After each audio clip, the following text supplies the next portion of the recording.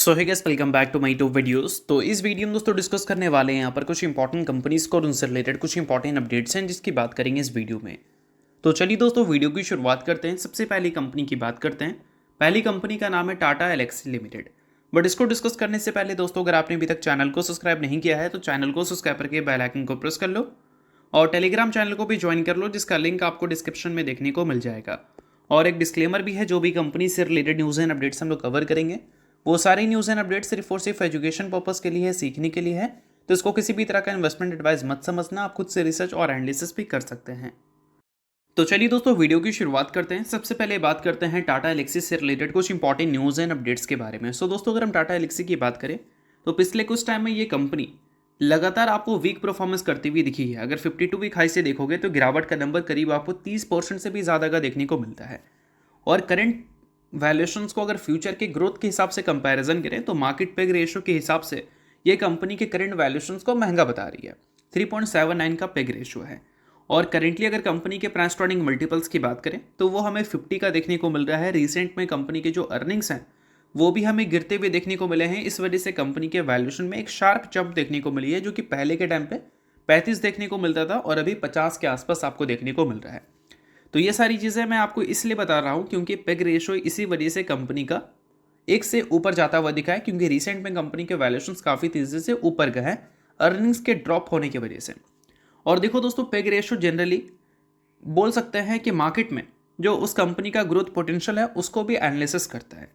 और अभी फोरकास्ट अगर देखोगे इस कंपनी का तो वो 15% CAGR का कंपनी ने दिया था।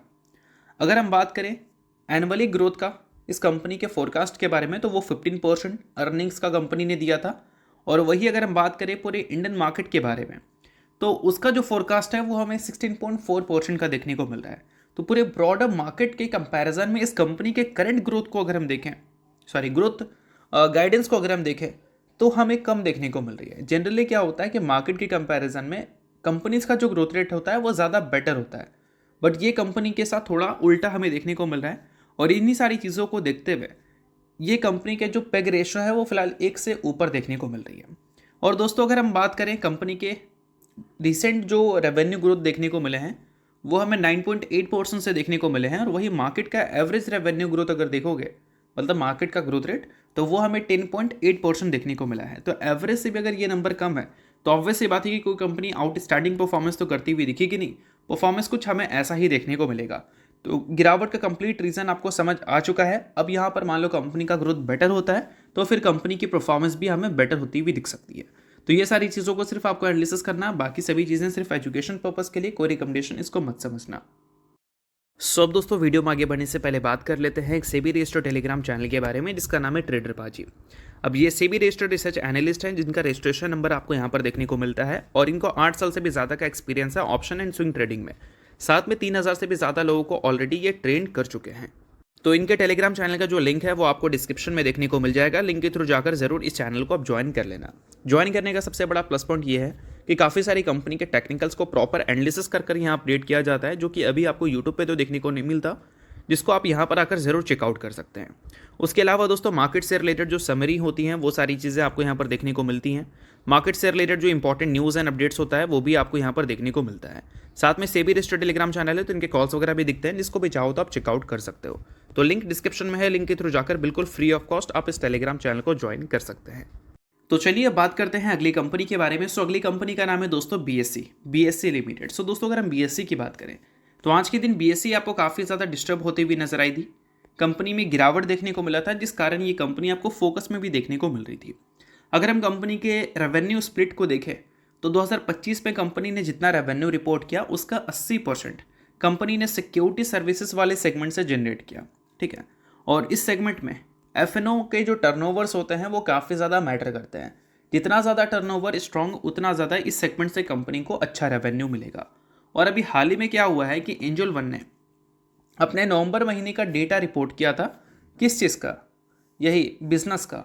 और इसमें अगर हम बात करें एवरेज डेली टर्नओवर्स के बारे में फ्यूचर एंड ऑप्शंस के, तो वो हमें मंथ ऑन मंथ बेसिस पे 6.5% से गिरते हुए दिखे हैं और ईयर ऑन ईयर बेसिस पे 5.4% से गिरते हुए दिखे हैं। तो क्या हमारे लिए ये शॉकिंग है? बिल्कुल भी नहीं। अभी हाल ही में हमने बीएससी के इक्विटी डेरिवेटिव के डेटा को चेकआउट किया था हर मंथ का।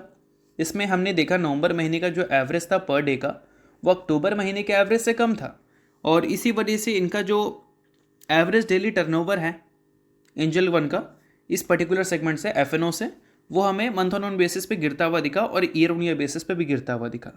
बट शॉकिंग बात यहाँ पर यह है कि चलो नवंबर का महीना अगर अक्टूबर के महीने से कंपैरिजन करें तो बहुत ही ज़्यादा खराब देखने को नहीं मिल रहा है, सिंगल डिजिट में आपको ड्रॉप देखने को मिलेगी। बट अगर हम बात करें दिसंबर के महीने के बारे में तो वो मंथ हमें काफ़ी ज़्यादा शॉक करता हुआ दिख रहा है। देखा जाए तो दिसंबर में सिर्फ 2 ही ट्रेडिंग सेशन अभी हमें देखने को मिली है, और उसका अगर एवरेज डेली टर्नओवर देखें तो वो हमें 9,300 करोड़ देखने को मिल रहा है, और वही नवंबर के महीने में 19,000 करोड़ का नंबर था, जो कि अक्टूबर के महीने से अगर कंपैरिजन करें तो कितना लगभग 1,000 करोड़ के आसपास का ही गिरावट दिखा रहा था। बट इस बार ये नंबर देखोगे तो 10,000 करोड़ के आसपास का नंबर है, यानी कि बोल सकते हैं दिसंबर महीने के जो एवरेज डेली टर्नओवर है 2 ही ट्रेडिंग सेशन में, सैंपल साइज काफ़ी छोटा है, आगे चलकर ये नंबर अपग्रेड हो सकती है।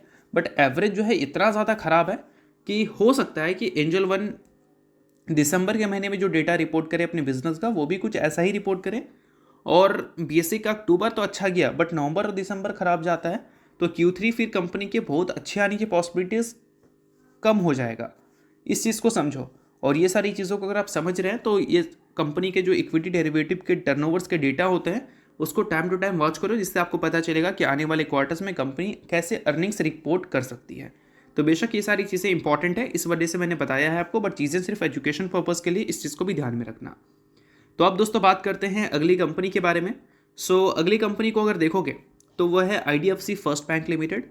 आज के दिन IDFC फर्स्ट बैंक आपको वीक परफॉर्म करते हुए दिखी थी, इसके रीजंस क्या है वो मैं आपको समझाऊंगा।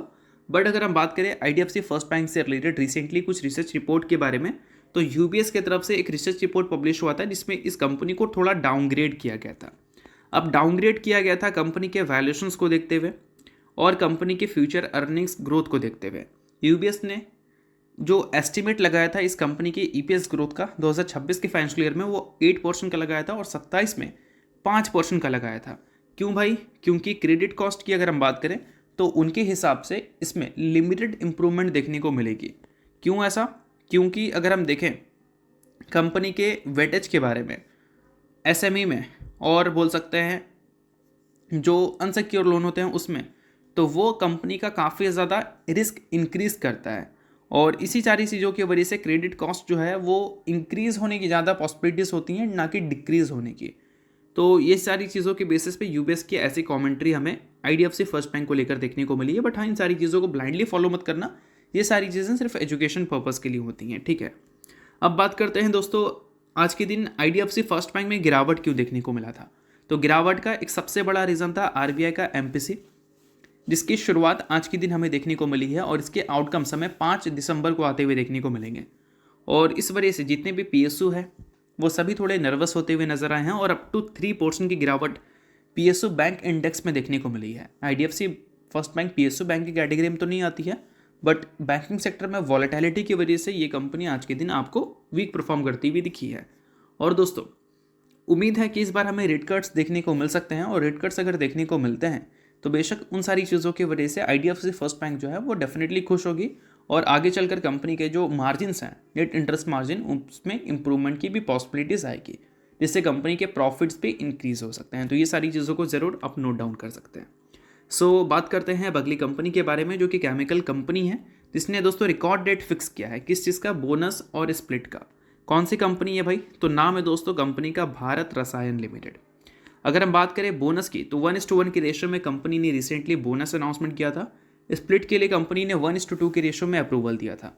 तो एक के बदले कंपनी स्प्लिट बोनस मिलाकर 4 इक्विटी शेयर दे रही है आपको, बोनस स्प्लिट मिलाकर। अगर आप इस कंपनी के शेयर होल्डर हैं तो बेशक इन सारी चीज़ों को नोट कर सकते हैं। शेयर होल्डर नहीं है आप इग्नोर कर सकते हैं। न्यूज़ थी इस वजह से मैंने बता दिया, बाकी ये कोई रिकमेंडेशन नहीं है।